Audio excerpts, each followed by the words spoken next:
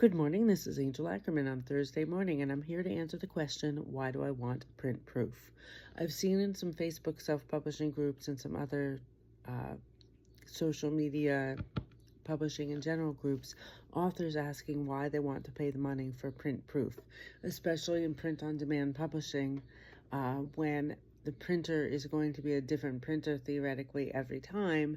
How do you know that the printer isn't going to make a mistake that day that wasn't made on the proof? You're looking at this wrong. The reason you get a print proof isn't to necessarily check the quality of the printer as in the machine, it's to check the quality of the work by the people setting up the machine. That means you as an author, that means your designer, that means whatever technician is setting up your files. It's a lot simpler now than it used to be in the old days, but there is still room for error. So you want to check your print proof for typos. That's something that you did. If you can get an proof copy and give it to a friend to read for you quickly, someone who isn't intimately familiar with your project and has seen it 8,000 times, you can check for typos, because there's always a typo. Every book is going to have a typo somewhere. Your designer is going to check it for things like how much space is in the back of the spine of the book between the words, the gutter between the words and the spine, how much space is on the top and the bottom. Is it even? Does your cover spine line up the way it's supposed to?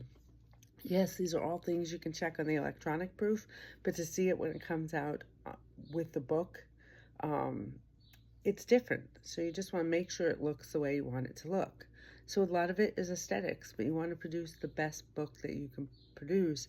And it's also interesting if you are using print on demand. I know a lot of people are using KDP and Ingram Spark. I would recommend ordering a copy from each. Yes, it's going to cost you money, but what I've found is then you can compare the quality of the two books side by side. So you can decide which one you like better, so that then when you order your real copies, you can weigh which one is more expensive versus which one has better quality. And in my experience, the two kind of wash out, because Amazon, as also is discussed in these groups, does not offer discounts on shipping for author copies, for proof copies. Yeah, those are two different things, but Amazon also does author copies that don't get shipped. Pardon me, with any sort of discount. So by the time you factor that in, even though their initial print cost is lower, some of the things that they add onto the book before they ship it out to you make it pretty much the same price as going with Ingram Spark. I don't know off the top of my head how that would compare to Lulu or some of the others, or how Drafted Digital has theirs set up or whatnot. But the point is, the proof isn't to make sure that the actual printing machine is working correctly. The proof is set up so that you can make sure the people who set up the electronic files did their job correctly. So that's it. So, I mean, it's up to you. If you don't, I don't want to say if you don't care what the book looks like, because I know you all care. But if you're not a stickler, because those of us who've worked in the industry and have done print publications for a long time, we look for certain things, and we just want to make sure that those are correct in our books.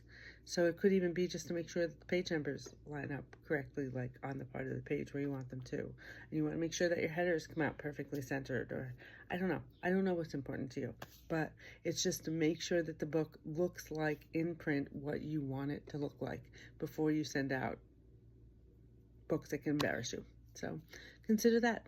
Thanks so much.